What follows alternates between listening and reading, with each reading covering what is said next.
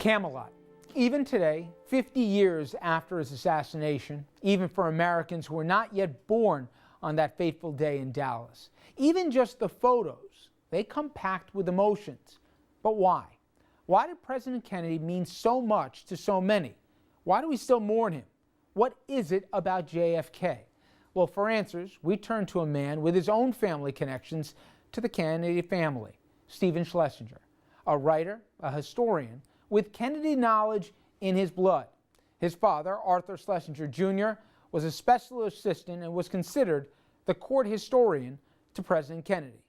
Well, I met up with Stephen Schlesinger at his apartment this week in New York City. I kind of want to start where your father has to make a decision about Adlai Stevenson, who was not only a candidate he cared about, but a candidate he related to a person he knew on the periphery, I guess, back in their days in Harvard, John Kennedy. Why the switch, and what did he find so captivating that so many Americans ended up about JFK?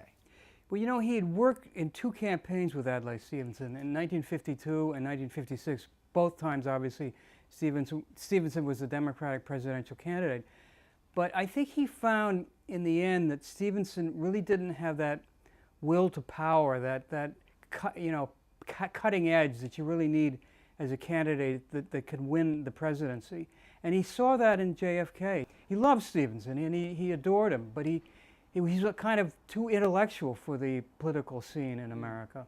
I think one of the connections he had with Kennedy is they both appreciated history.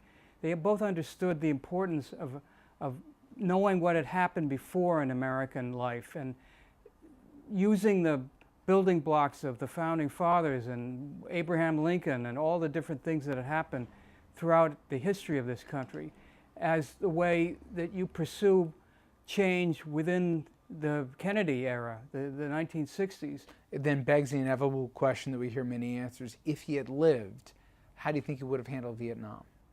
This is the great controversial question of all time. I think, in my own feeling, from reading, from talking to some of the principals who've been involved in the Kennedy administration, that he would have eventually withdrawn the American troops from Vietnam and tried to negotiate a peace settlement directly with the Vietnamese. Something, by the way, that Johnson eventually adopted himself, but only after he'd sent in 500,000 American troops. After his assassination, the one person who best represented his views on this was Robert Kennedy, the man really closest to him.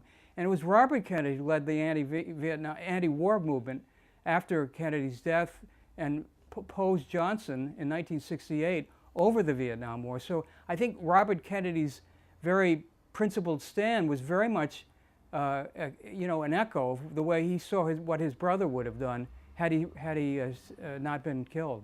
In reading your father's writing, it seemed that he believed that Jack, if anything, was too reserved when it came to civil rights. And when he watched the scene unfold in Alabama, he thought that Bobby would have handled it differently because while the constitutional powers may have been limiting to the president, certainly the power of the office would have allowed him to do more than he did initially, right? Yes, I think you put your finger on something, which is Kennedy, that is Jack Kennedy, by nature was a cautious guy. He didn't plunge into things with that kind of vividness and passion that his brother exemplified.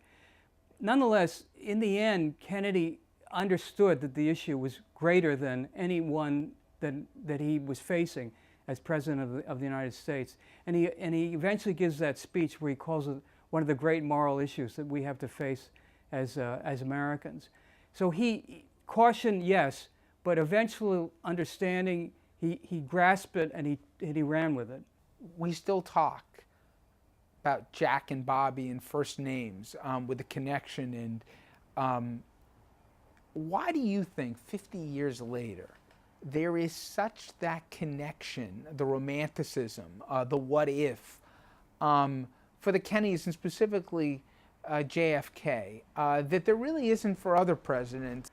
I think it's a couple of things. One, I think obviously any president who is assassinated has a kind of remarkable impact on the feelings of the people of that country.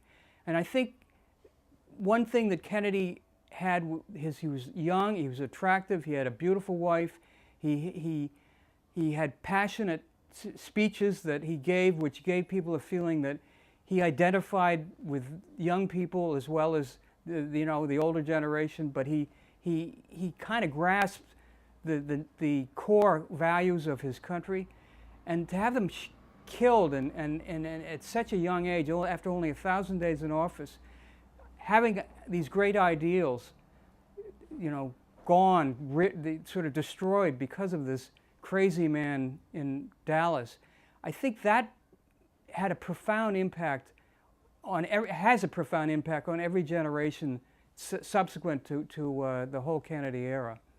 Do you remember where you were when Kennedy got shot? I do remember. I was at Harvard. I was a junior at Harvard, and I remember hearing the news, and of course, like everybody, I said, "Oh, you're just joking. You can't be serious."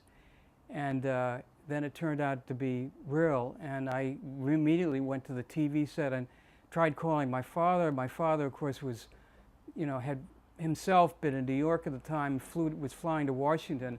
But when I finally did reach him, he said, "Please get on a plane and come on down." And I came down that same afternoon, or evening, I guess it was. And the next day, we actually, or maybe it's 2 days later, we actually stood on the lawn of the White House and watched the Cassian pass and watched the new president also walk by. I think he was in a car, as a matter of fact.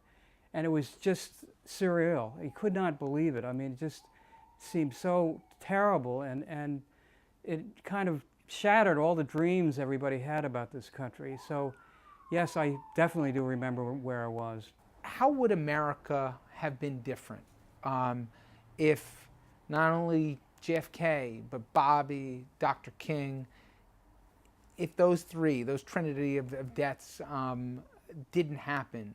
How do you think we would have been different as a country? I think we would have been a country that had a much different feeling about the government itself.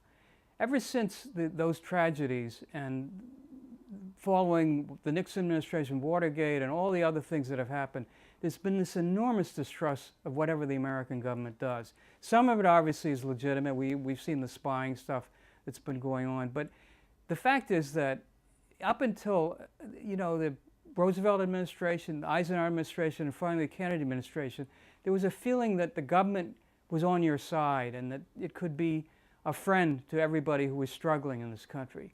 And once Kennedy had been assassinated, and then Bobby, and then Martin Luther King, and all these, terrific consequences with riots in the streets and the feeling of neglect about this country and a war that went awry in Vietnam, I think there was this awful nightmare that the U.S. that the U.S. government just doesn't work anymore.